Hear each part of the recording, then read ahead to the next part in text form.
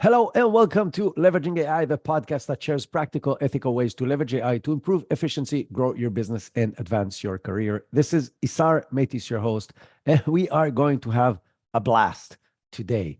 If you are listening to this podcast, it's because you're looking for ways to grow your business with AI. That's in the intro that I do every single time. So hopefully that's why you're here.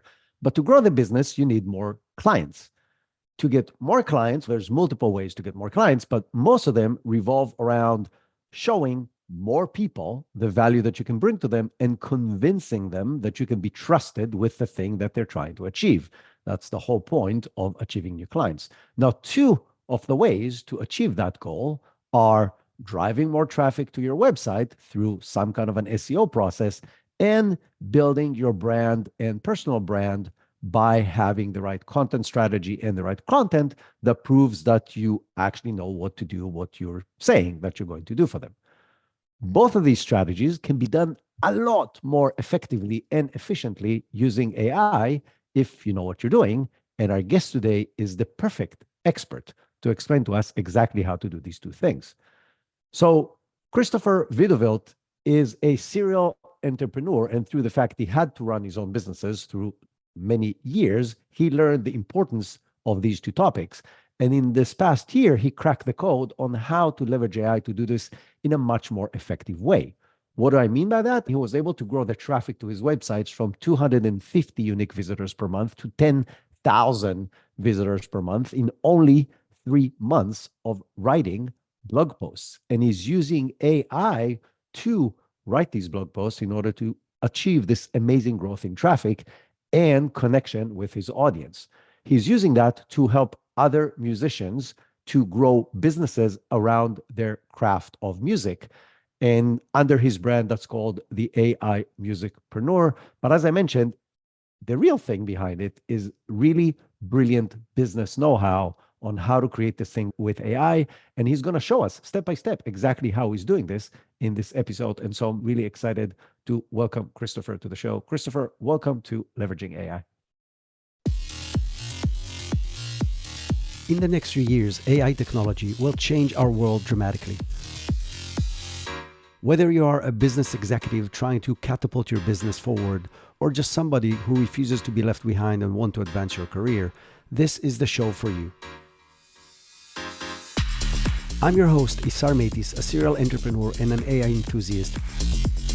You'll hear invaluable practical tips from innovative business leaders, AI practitioners, and some of the brightest AI minds in our world today on how you can leverage AI in ethical ways to advance your career and grow your business.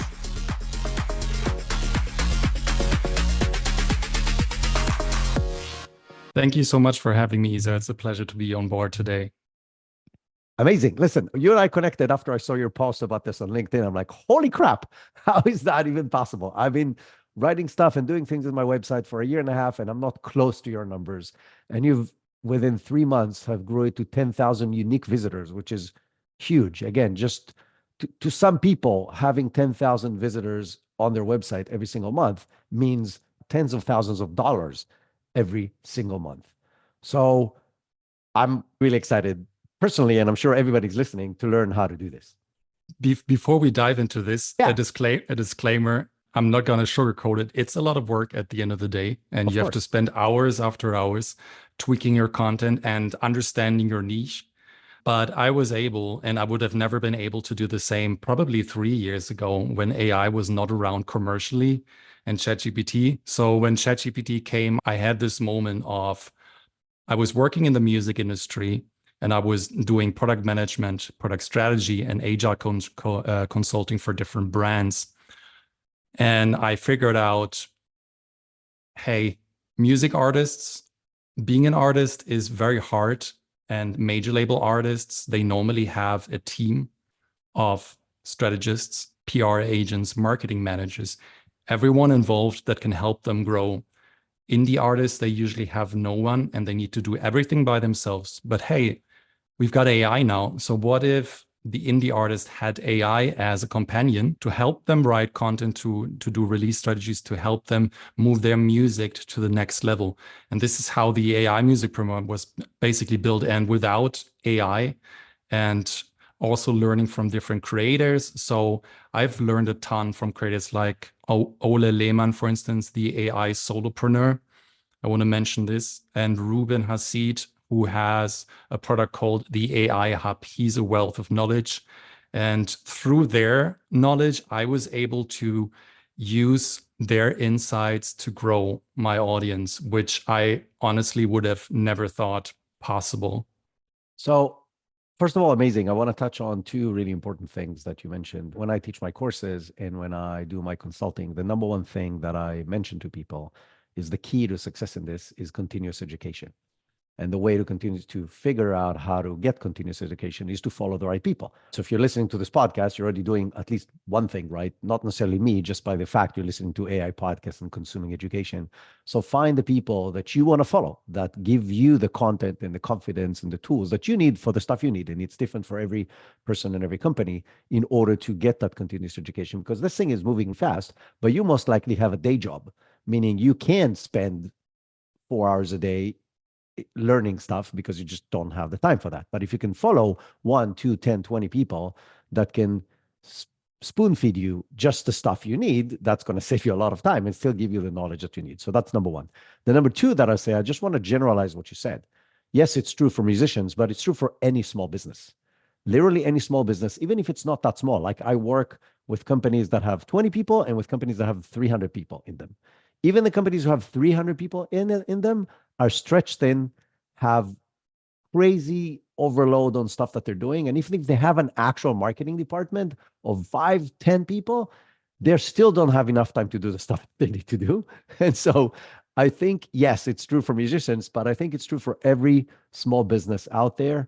There's never enough hours in the day and enough resources to do all the stuff that you want to do.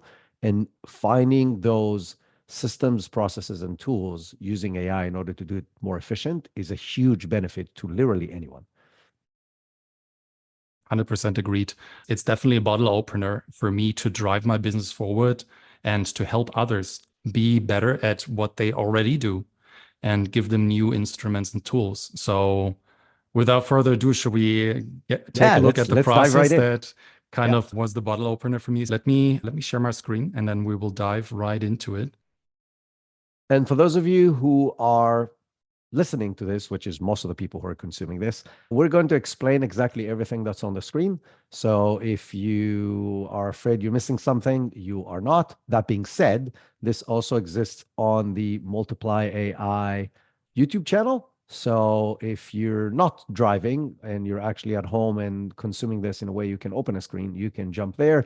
You will find the link to that in the show notes. So you can do that very easily. But if you are driving, walking your dog, doing the dishes, mowing the yard, whatever it is, running at the gym, whatever it is that you're doing when you're listening to podcast, we're going to explain everything that's on the screen so you can follow us very easily. Awesome. So let me check. You can see my screen, right? Yeah. Perfect. All right. So without further ado, let's dive into this. Before I go into the tools, I just want to explain really quick the process and the step-by-step guide that I took to grow my website from 250 to 10K users in 3 months. The first step for me is when I know my niche and when I know my audience, I want to create a content strategy to make sure that on the website, I target them with content that they already are searching for online on Google, that they're Googling. So the first step to do that is content strategy. And I use ChatGPT to do that with a prompt that we will also take a look at. The second step is once I have the topics that I want to write about, I want to know, okay, how do people search for this topic? What kind of keywords do they enter? What kind of questions do they ask on Google when they try to find that topic? So my second step is always going to 2 tools, one being keywordtool.io, where I search for keywords that are similar to my topic to get a list of keywords that are relevant to write the blog post. The second step is going into a tool called Keyword Planner, which is offered by Google. And there I will get the volume of the keyword so that I know which ones are the most relevant and how do I embed them? Which ones should I embed to get the most traffic possible? Third step is, because once you know the topic, once you know the keywords, you want to make sure that you have context, because at the end of the day, it matters what you input into ChatGPT or Claude. If you put trash in, trash also comes out, right? At the end of the day. Yeah. So I use a tool called Perplexity AI, where instead of just Googling and trying to find answers to my questions, I ask Perplexity questions, because it then combines different sources that can put information together for me and give me a structure. So this is all about structuring the blog post. So I'll pause it just for 1 second. For those of you who are new to the show, those who've been listening to the show know this, but those who are new, I really like Perplexity as well. Perplexity is as if Google and ChatGPT had a beautiful baby together. So it really takes the best of both worlds. It's a large language model that does web research in a very good way. It's like what Google is trying to do with AI overviews, and so far failing miserably. But I assume they'll figure it out eventually. But it really allows you to do really good research and get answers, but also get the citations of where are the sources of that information. So A, you can verify they're legit sources, and B, you can dive in deeper if you want to. So it's a great research tool. Absolutely. And there's a free version, and I use the free version. It's definitely good enough.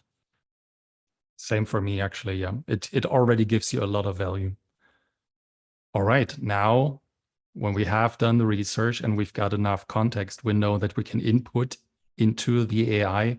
What we then do is write the blog post. For this, I use a tool called Claude, which is a large language model, which is specifically trained also on copywriting data. And I found it to be my favorite tool, go-to tool, especially if I want to write about lifestyle content and human sounding content, which sometimes, if you're experiencing things that they sound too stiff, if you're writing with ChatGPT, you want to try to humanize it with a tool like Claude, and this enables you to do so. So again, I want to pause you there for a second. First of all, I agree. I really like the writing style of Claude. I also really like its summarization capabilities. I find it to be better than ChatGPT or Gemini at this point.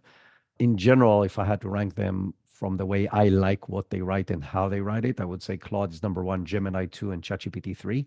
And most people go to ChatGPT just because that's the main stuff that people are talking about.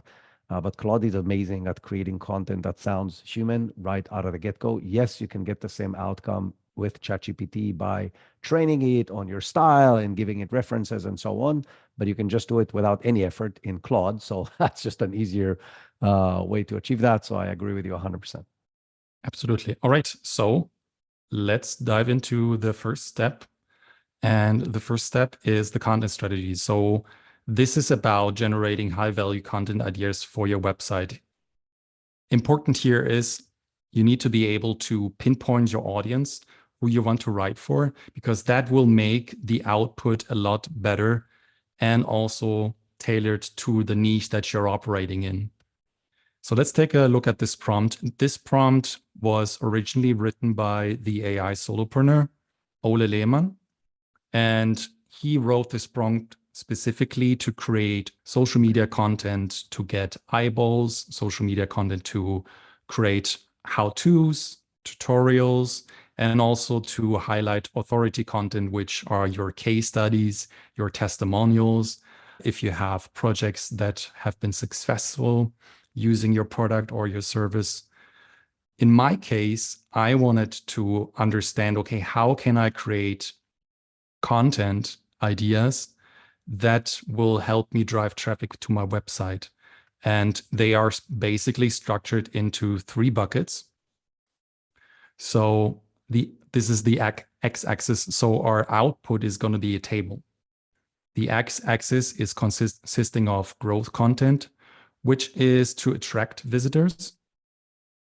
I think it might be even easier if I directly go in here and we can go through this together.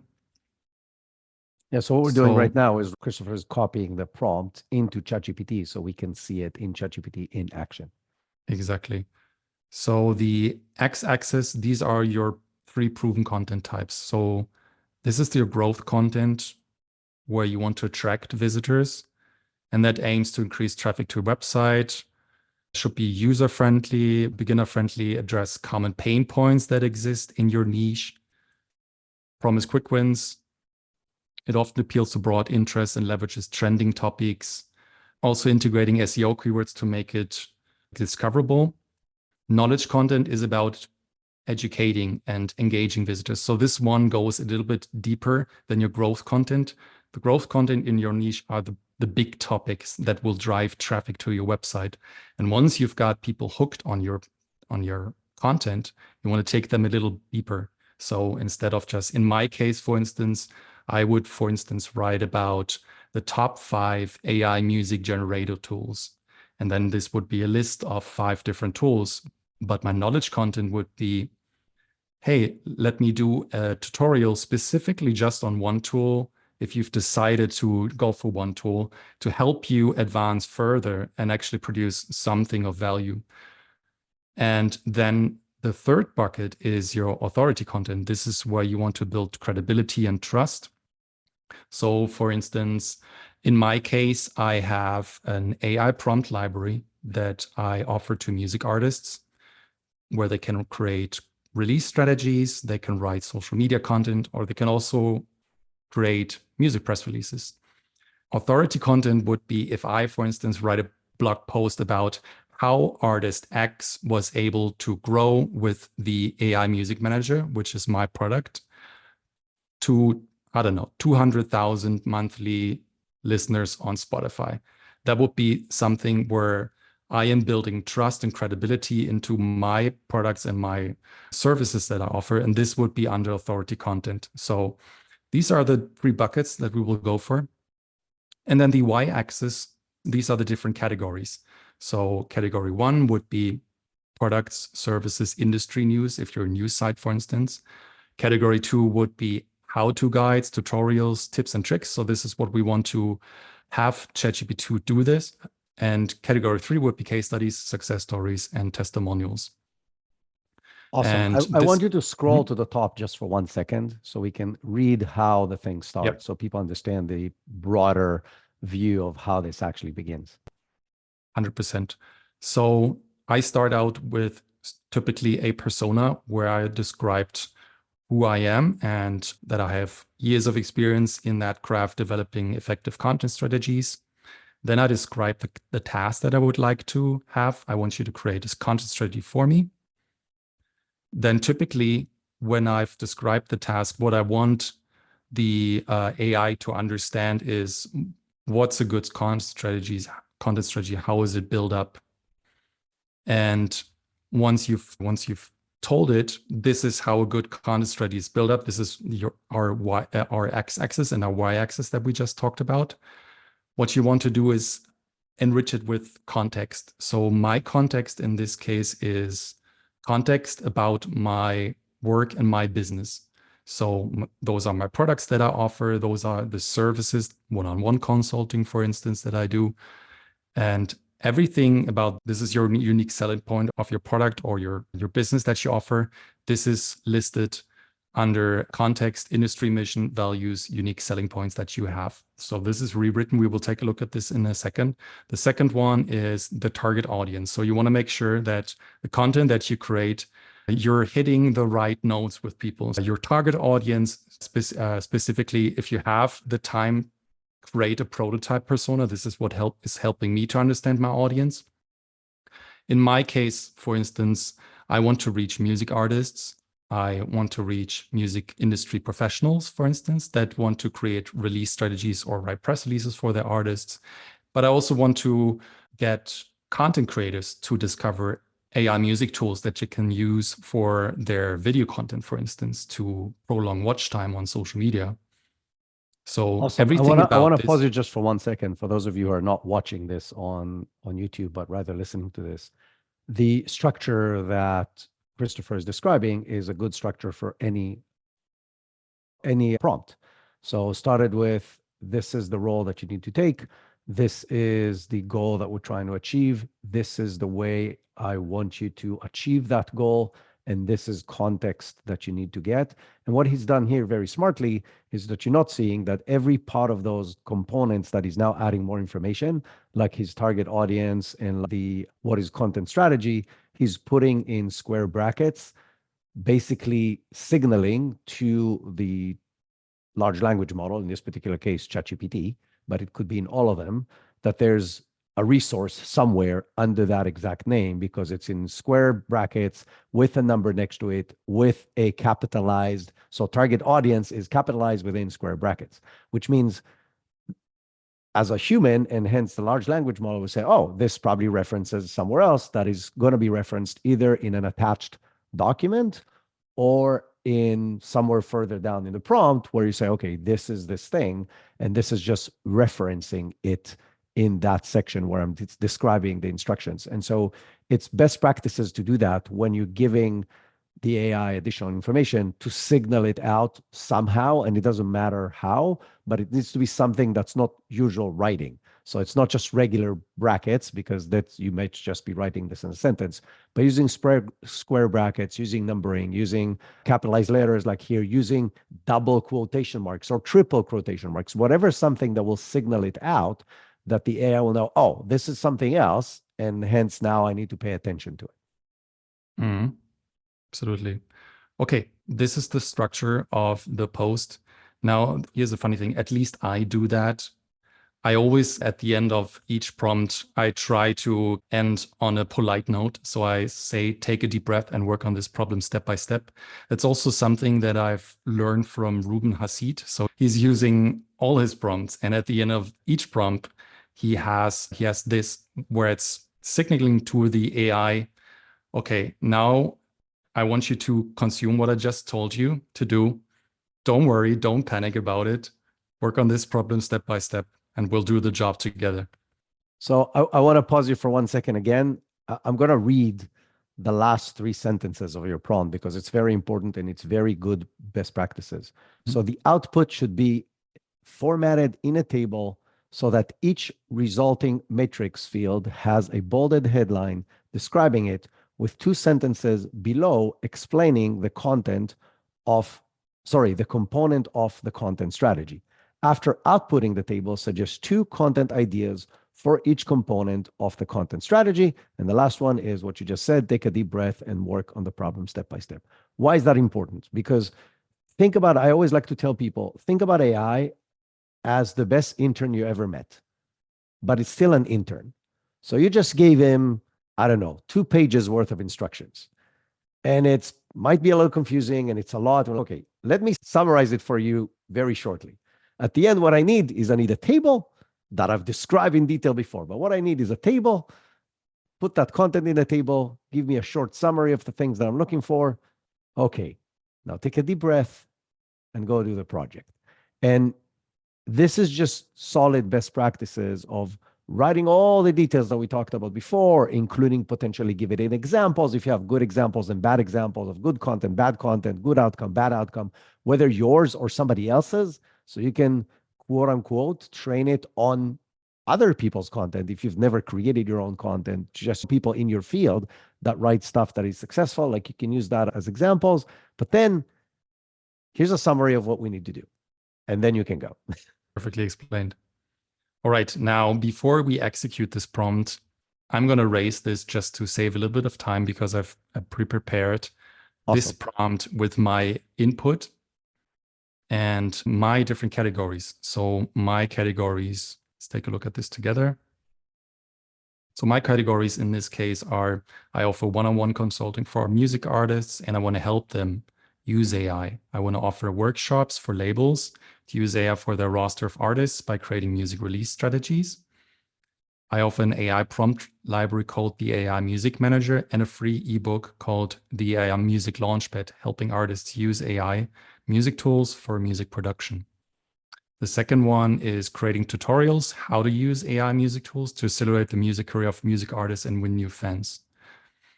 And the third one is I frequently share case studies of music artists using AI to augment their process or help them win new fans. Being an artist is harder than ever, but AI can help them do the heavy lifting for writing the right content to connect with their fans and start to concentrate more again on actually creating music. So this one is about the tangible results that can be created if you're using these tutorials that I offer, for instance, and the products and the services that I offer to help artists and labels to get the maximum out of their music and their artists. So this is the first part. Now, the second part, what I will do now is I will insert my context. So this is information about my products and my services. What do I do? This is again from the AI Solopreneur. What do you do? What's your offer? What do you talk about in your content? What did you do in the past? What are you interested in, and how would you describe yourself? So here I'm trying to give a little bit of input into my process of how I'm trying to relieve pain points that music artists or content creators, for instance, have. So talk about that music careers are built brick by brick, but sometimes a blueprint helps. I've been an artist myself, having once dreamed of a music career from a small room in East London. And now my goal is helping others avoid pitfalls and win 1,000 true music fans. I do that through a website called the AI Musicpreneur, where I help artists and music professionals create and promote music. So I understand that it's very hard to go through the cracks, and there's millions and millions of artists on Spotify. It's very hard to get discovered because everything is now a lot dictated by the algorithm.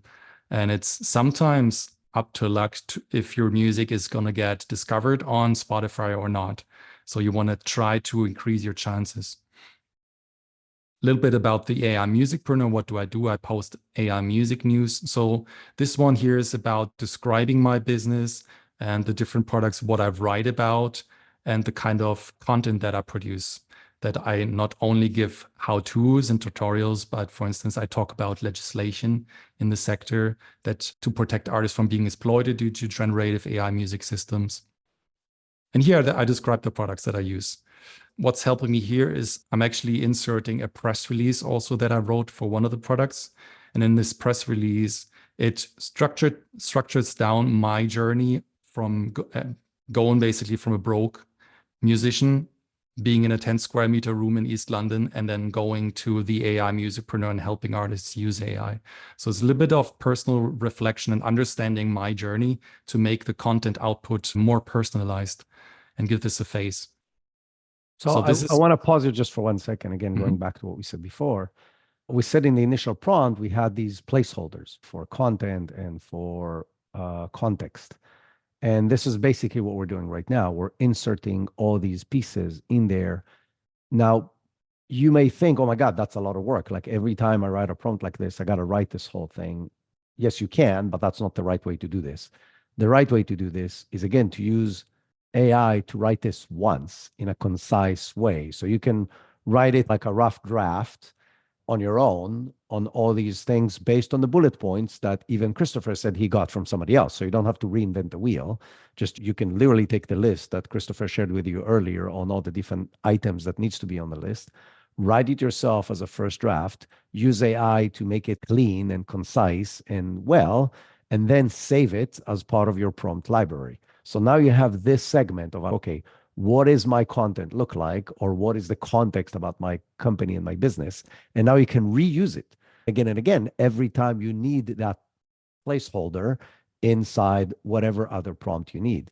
So there's a way to do this thing that sounds like a lot of work significantly faster. And now that you have this piece of text that is well describes your target audience, describes you, describe what you're trying to achieve. It just depends. You can have all these snippets that you can insert very quickly into other prompts to make them better and more personalized to you. And at the end of the day, the thing that makes these prompts good is the context, because otherwise you're going to get generalized outputs that are not going to be as successful as they need to be, and you're going to be disappointed and you're going to stop doing it, which is the wrong thing. So you got to give it as much context, but you can do the context side of it once and then use it in multiple prompts. 100%. I think, and it's natural, I would think a lot of us are trying to look for the shortcut. So but that ends up us writing it again and again, like you said. So it definitely pays off to write it down once, go through the painful process of really defining what you need and describing your audience and describing your business and the content that you write about. But it's for you personally, that's going to be a bottle opener to just be a lot more efficient and faster in the long run. So in the second step now, what we do is, if you're wondering, by the way, why I'm using abbreviations to load in my content, I actually use a tool called TextBlaze. TextBlaze, you know it, right? TextBlaze I actually use a different tool, but it does exactly the same thing. Okay. So. Yeah. So this was nice for me because I was able to, inside of TextBlaze, build up a library of different prompts. And for each prompt, I am able to give it a shortcut. So this is, for instance, /audience and then context. I'm not going to load this in a second time, but this would automatically insert my content that I have saved inside of TextBlaze. So that's a nice shortcut. I use Magical. Both of them, I assume, are mine is a Chrome extension. I assume yours is the same thing.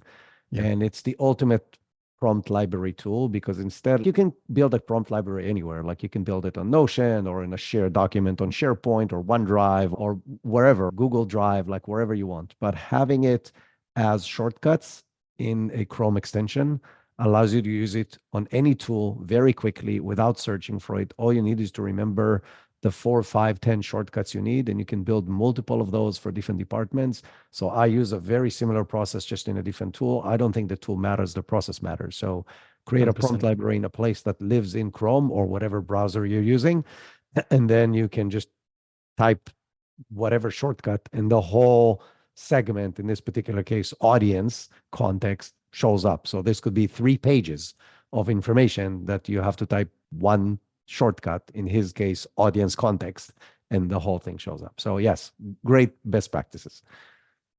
All right. So if you're ready, I would click on enter, and then we will create the content strategy together.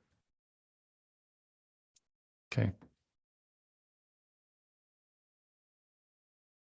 All right, here it already goes. So what's happening right now is ChatGPT says basically, okay, let's create a comprehensive content strategy, and it starts creating the table based on the exact definitions that Christopher provided. 3 columns. I'll let you share what it is, because it's your thing. I'm just like sharing with people what's happening on the screen right now.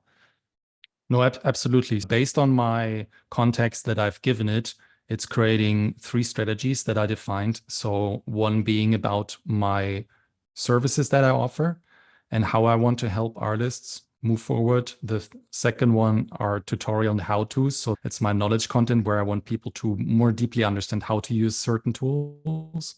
And then the third one, you can take this as your authority content. The businesses that you work with, you want to highlight that because it then helps you to build trust in your services to be able to scale and win new clients in the future. So this is what it's here doing for me.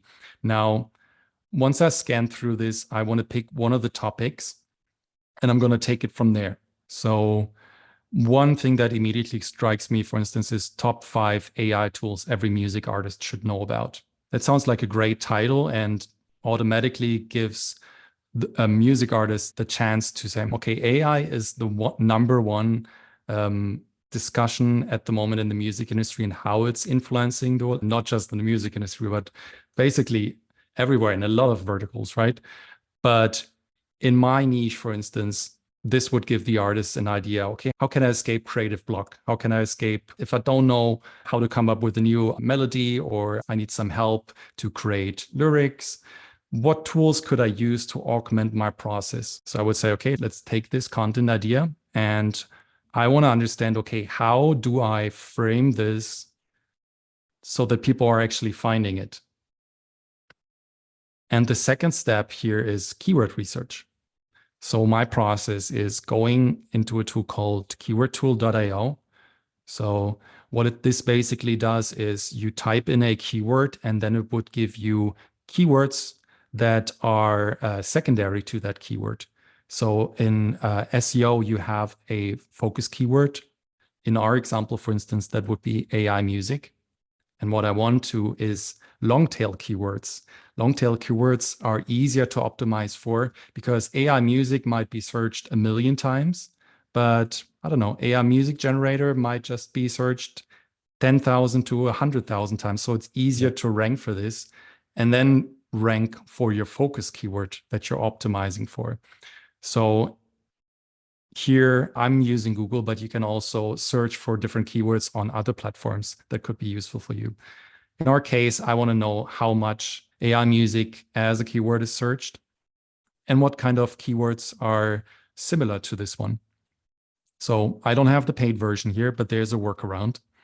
And that's why I'm using tools to be able to still use it as a free tool. So you see here a list of different keywords, AI music, but AI music generator. So these are your long tails. Okay, people want to know what kind of tools are actually for free. Here's one of the tools, Suno. Some of you might have heard about it.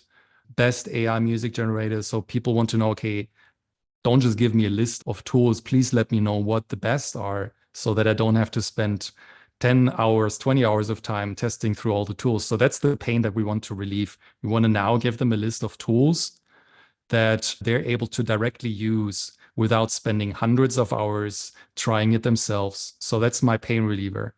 So I'm going to write content about what are the best tools for you to unlock your music's true potential. So once I have this list, what I do is I'm going to copy this one, copy it here.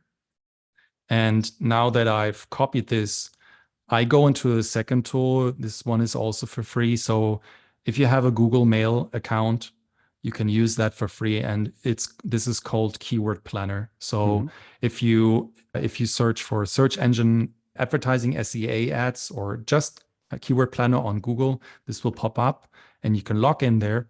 And it has one tool called Keyword Planner where you can insert what I just copied.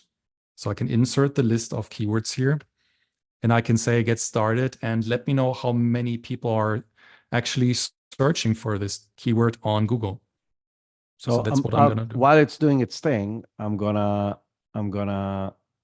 summarize what we've done so far. So we invested a lot of time in understanding the strategy through a prompt with ChatGPT. ChatGPT gave us recommendations of what might be the content for each and every one of the steps in the user journey.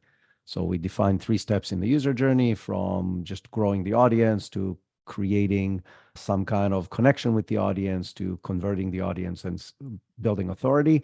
And we're now taking one of those recommendations that ChatGPT created. We're using one tool to create a list of potential things that people are going to search for. And now we're going to a tool within Google that's going to tell us how many people are actually searching for that, so we know what makes sense to actually try to capture. And that's very good that you said it. So this is a very important step. Of course, you could go and now just write that article, but you want to make sure that it's reaching as many people as possible. So that step is actually the most critical step to be found as a website and to be relevant in the search keyword results, because there's a lot of different websites that are trying to take their part and generate traffic. So you have to stand out with a unique selling point of, I am giving you a content piece that is giving you maximum results. So what I do here is you see on the right side, this is the limitation that we have with the free tool. You see a range of monthly searches. So I would know, okay, AI music generator that's searched between 100K and 1 million times per month. I can search also the location. Maybe you have language specific content just in French or in Spanish. Then of course you could also search for Spain and just search how many people are actually searching for it in Spain or in another location. And you can also look in what time frame this was searched. So now that I know the keywords, I would note some of them down. And this already gives me an idea of the structure of the article. So in my next step, what I would do is I want to know more about the topic. I want to get a good context window so that when I feed this into Claude to write the content, that it has enough information. Because if I put trash in and I just say, hey, give me these top 5 AI tools.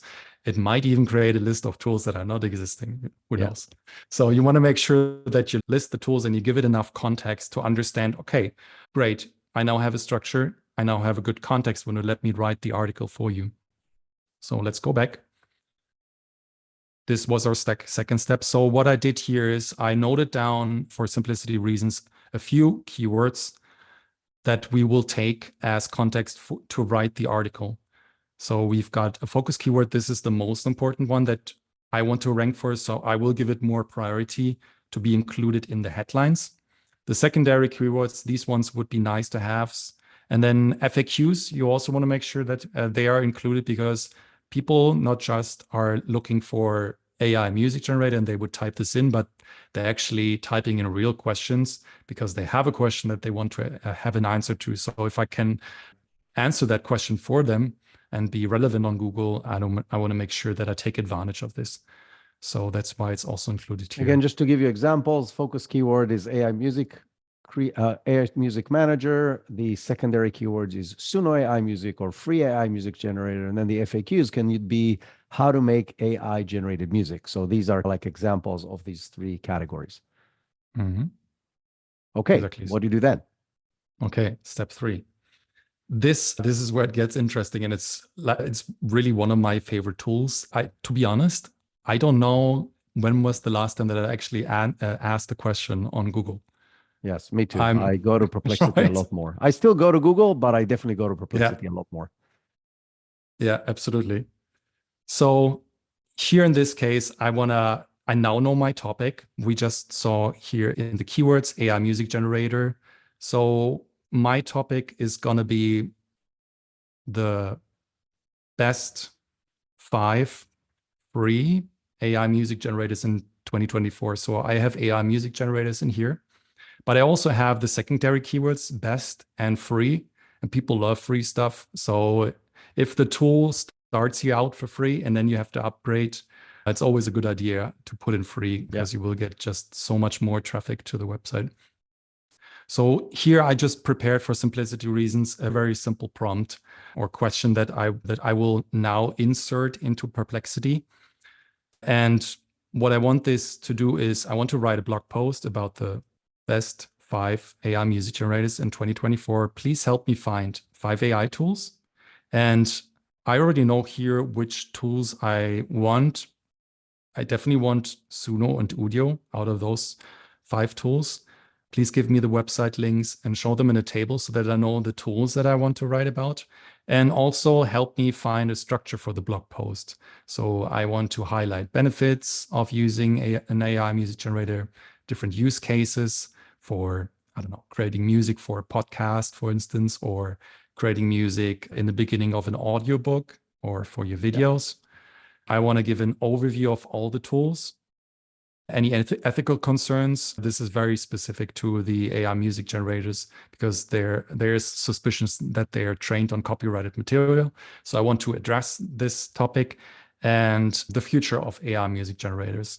I also want to give a little bit of an outlook where it's going to be going in the future. Again, this could probably be even more vast, but I don't want to give it too much context. I want to see what it comes up with. And the cool thing about Perplexity is when we test the tool. So I insert in this, okay, we've got the Pro. Okay, we've got 0 searches left today. So I was very busy doing that, but let's see what we get out with the basic version. Nonetheless, I think it's a great tool, and I'm going to choose all here. I'm not sure how much you've played with these ones, but we could potentially also look in published academic papers to research here specific content, or we could sift through different YouTube videos and extract videos that are created on AI music generators, and even plug into Reddit and go through the different discussions and forums. But I will just go for all here. And I could even attach a document. So if I have a PDF document with 50 pages, just talking about AI music generators, I could do that as well. But I will do this one here and see what it's creating for me. So my goal now is get sort of a structure that I can put as a base to create the article. Okay, and already here, I gave it, give me a structure. I want to have benefits. I want to have use cases, an overview of the tools, and it's giving me some benefits. Why should you use these tools? It's giving me some use cases. It's great for content creators, but it's also good for musicians to get inspiration. It's great for beginners to learn about musical composition. And these are the top 3 AI music generator tools. So I told it to include Suno and Udio. So it's doing that. It's a table with the tool name, the website, and even the key features here.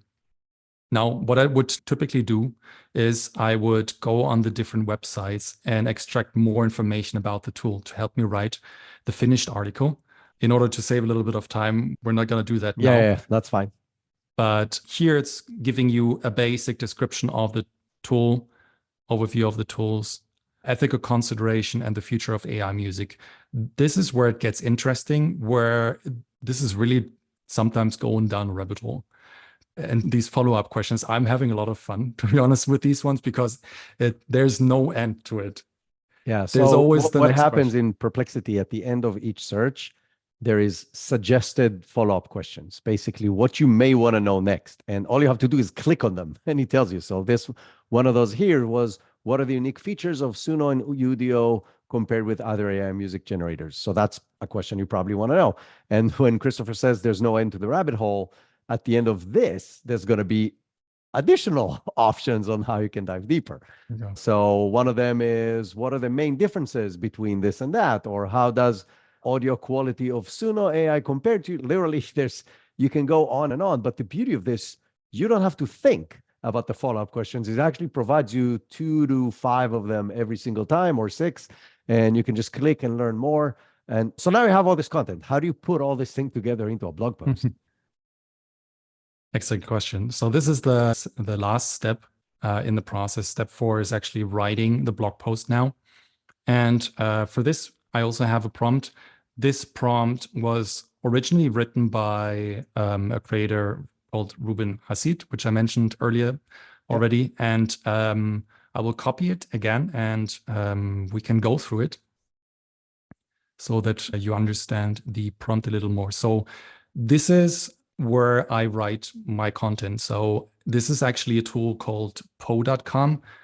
And this is how I get access to Claude 3, but it also has other chatbots, including ChatGPT 4 or Gemini 1.5, I think it has. So it's basically a library of different chatbots, and it works out great because Claude 3, I think, still is not available in Europe. So this is the only way for me. Oh, I was wondering why you didn't just go to Claude, but now I understand. So that's your back door. Exactly. This was my only way to take advantage of it. Claude 3 Opus, this has I don't know, maybe you want to say a few words on this, but there's different models actually of Claude 3. One is called Opus. There's another one called Haiku and Sonnet. How do they compare with each other?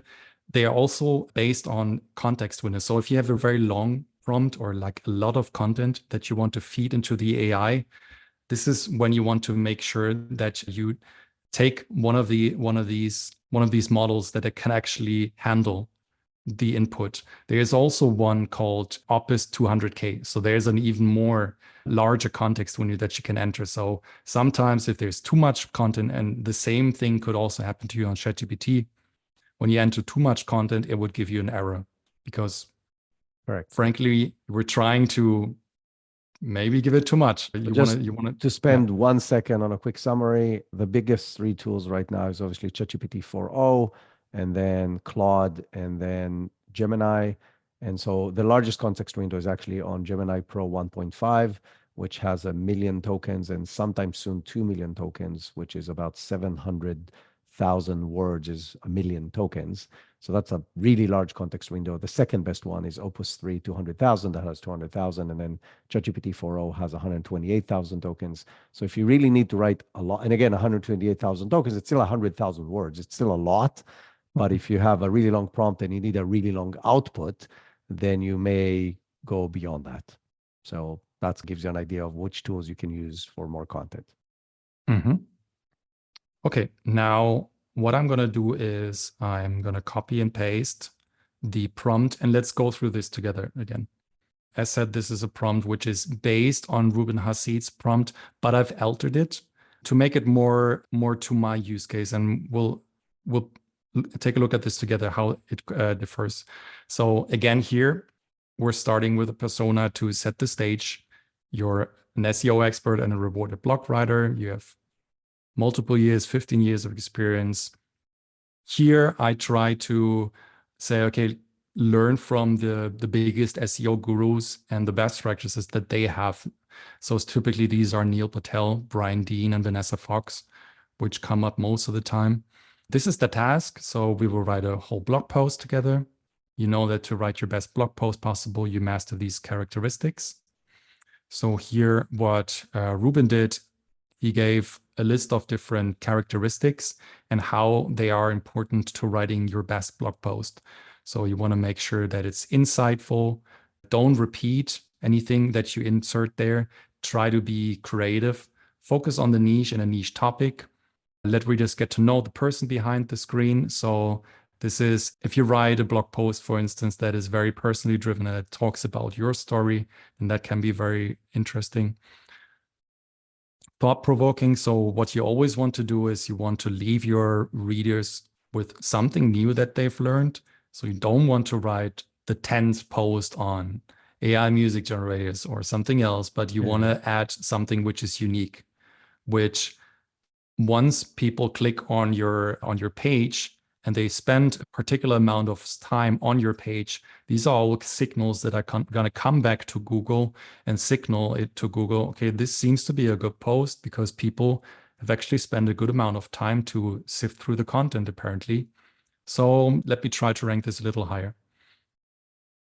And one thing that you want to make sure, of course, is you want to have a great headline.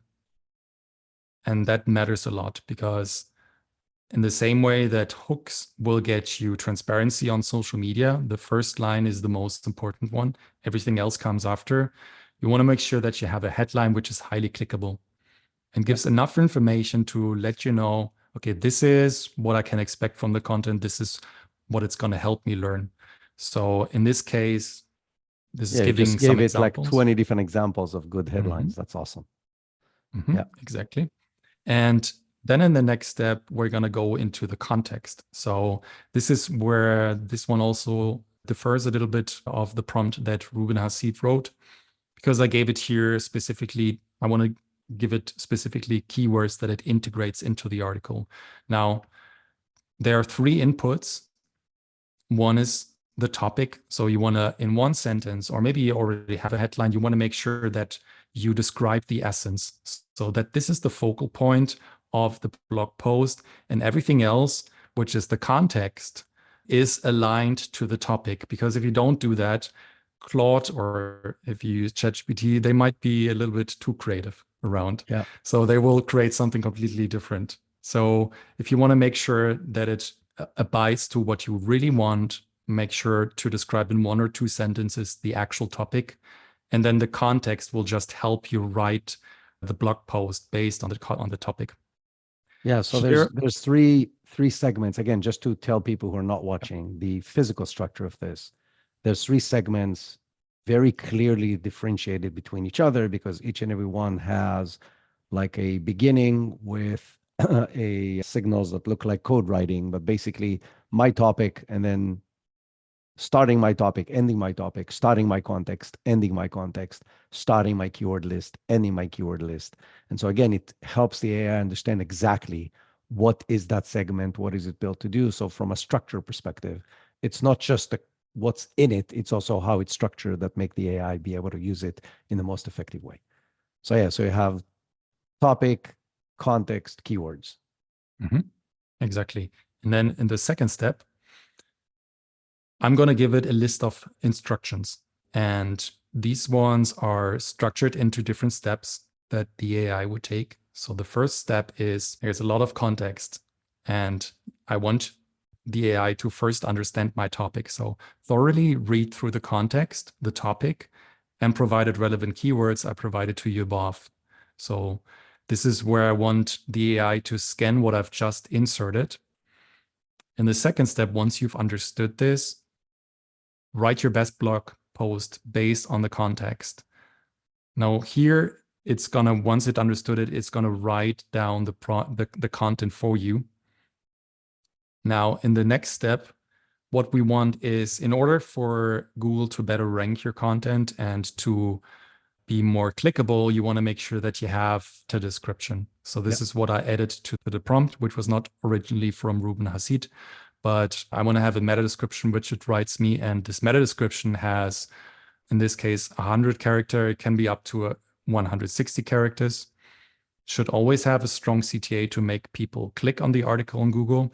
And if possible, add 3 benefits as part of the meta description and a strong CTA at the end. And in order to give a little bit more instruction and to make this tangible I'm going to give it an example. So here I put an example. The example is easily create pro quality music videos with AI. And that's the catch line, the hook.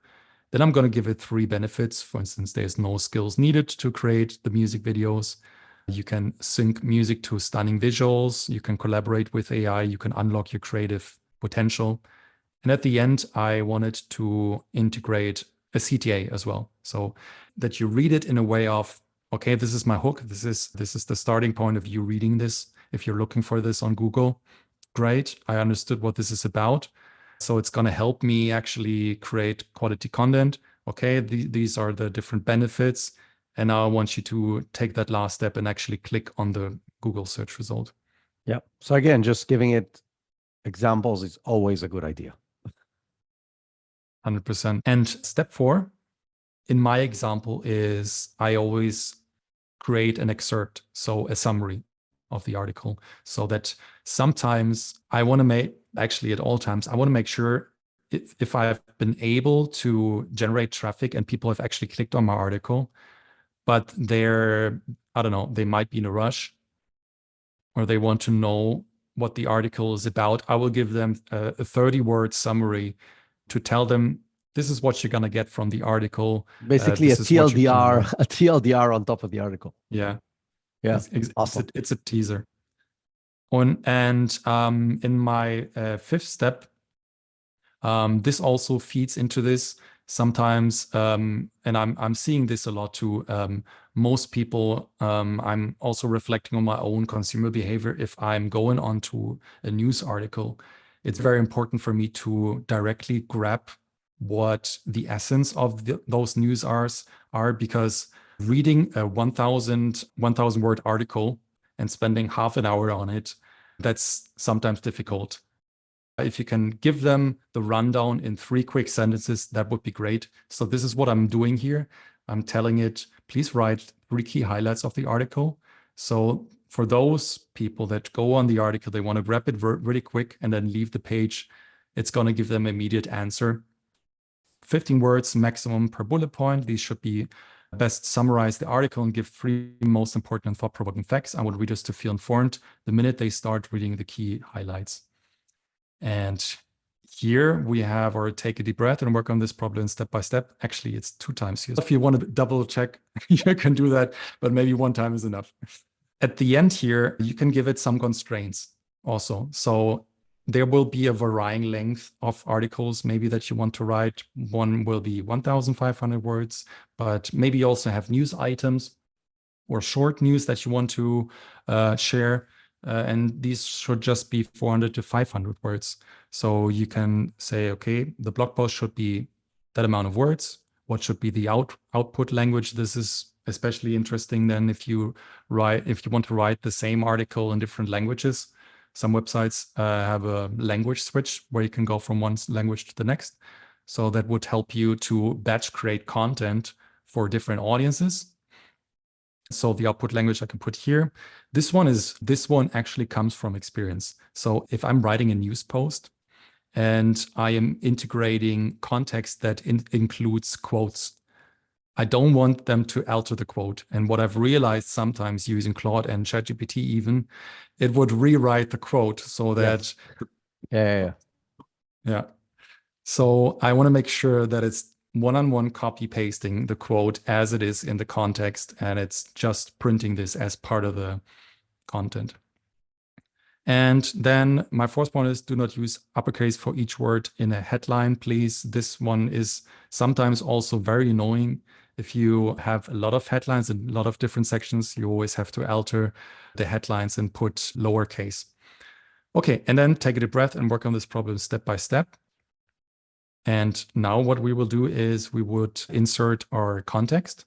So I would go back and I have this prepared already. So this is a basic blog post structure with some tools I'm going to take. So this is what we did on Perplexity just a minute ago, where we tried to get some context. Now I will go back to Claude and I will insert this into my context. So there we have it.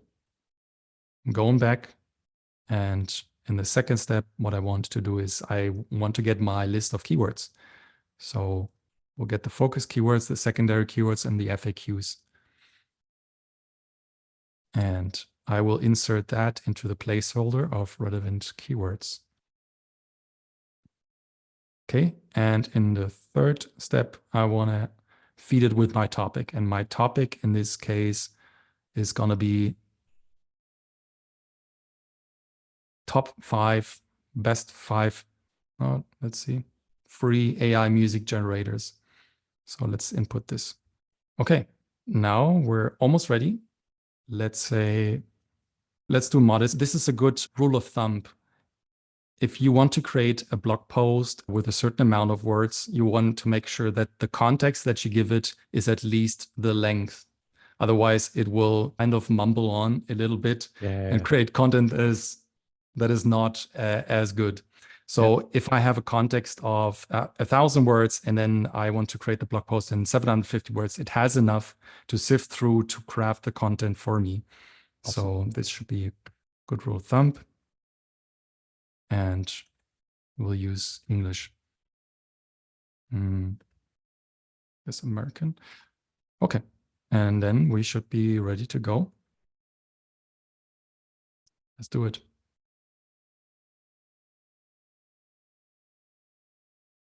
So okay, I want to summarize quickly as we're waiting for the results to be generated, the whole process, which I think is absolutely brilliant. So step one, we started with general strategy, right? We used ChatGPT in order to help us define the content strategy that we want to create. Step two is, okay, let's take one item out of that strategy.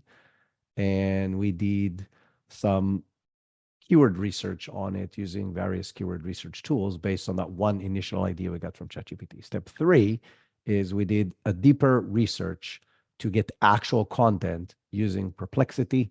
And that gave us a lot of articles and references and information that we literally can just copy and paste. Step four is we took all of that information and we're using it within Claude, in this case, in order to actually write the article with a very detailed and well-structured prompt. And what it does is magically, after a lot of hard work, create a really well-written, SEO optimized blog post on that topic. Perfectly said. So we've got the results in, and in the same way that we define it inside of the prompt, what it gave me here is a meta description that I can copy paste and put into my CMS of your choice. It gave me an excerpt which summarizes the article in 30 words.